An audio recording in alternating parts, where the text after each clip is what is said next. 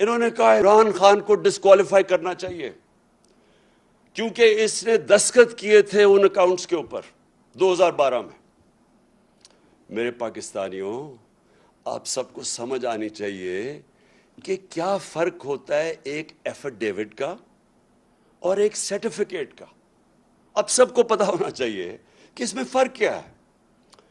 Affidavit آپ وہ دیتے ہیں جو شہباز شریف نے عدالت کے اندر دیا تھا کہ میں انڈر اوتھ یہ کہتا ہوں کہ نواز شریف واپس آ جائے گا، اس کو ایفیڈیوٹ کہتے ہیں۔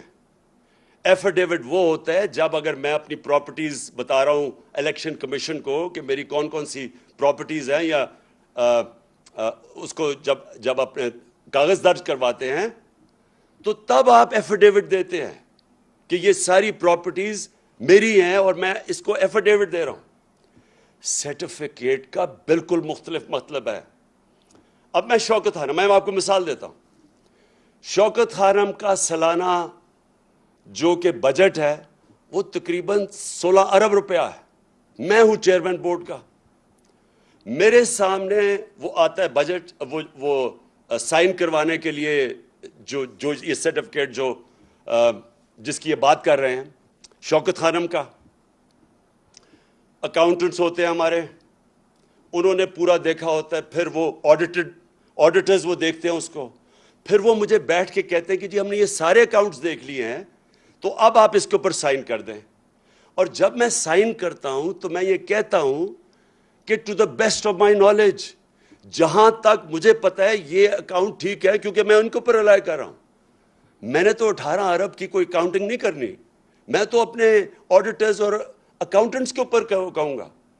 تو یہی وہاں ہوا، اس پہ لکھا ہوا ہے کہ جب انہوں نے میرے سامنے یہ پیش کیے تو میں نے کہا جہاں تک مجھے پتا ہے یہ ٹھیک ہے، اور سائن کر دیا۔ اس کے اوپر یہ کہ سارے نون لیگ بڑے خوش ہوئے ہیں، یہ شیطان کے چیلے بڑے خوش ہوئے ہیں کہ جناب وہ موقع مل گیا، راستے سے ہٹانے کا اس کو موقع مل گیا، ویسے تو یہ ہٹتا نہیں ہے، جو مرضی کر دو، یہ عوام اس کے ساتھ کھڑی ہو گئی ہے، قوم بیدار ہو گئی ہے، تو چلو اب ٹیکنیکل ناک آؤٹ کرو، کسی طرح کوئی چیز پکڑ لو۔ ان لوگوں کو شرم آنی چاہیے، شرم آنی چاہیے ان کو۔ یہ جو پرائم منسٹر یا کرائم منسٹر اور اس کا جو ابھی بیٹا وہاں سے ہٹایا ہے پنجاب سے، 24 ارب روپے کے ان کے اوپر کرپشن کے کیسز تھے۔ یہی الیکشن کمیشن تھی، انڈر ٹرائل تھے دونوں۔ اس الیکشن کمیشن کو شرم نہیں آئی کہ 2 انڈر ٹرائل 24 ارب روپے کے کیسز، اور اس الیکشن کمیشن نے اجازت دی اس کو الیکشن لڑنے کی؟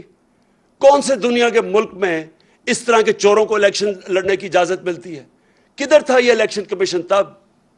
ایک ایک چیز ڈھونڈ کے آپ بتا رہے ہیں جی وہ کسی نے کوئی $100 دی، فوراً فنڈنگ ہو گئی۔ یہ نہیں آپ کو نظر آیا کہ ملک کے ڈاکوؤں کو آپ نے الیکشن لڑنے کی اجازت دے دی ہے؟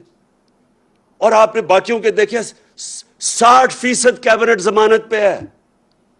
کون سے ملک کے اندر ضمانت پہ لوگوں کو الیکشن لڑنے کی اجازت دی جاتی ہے؟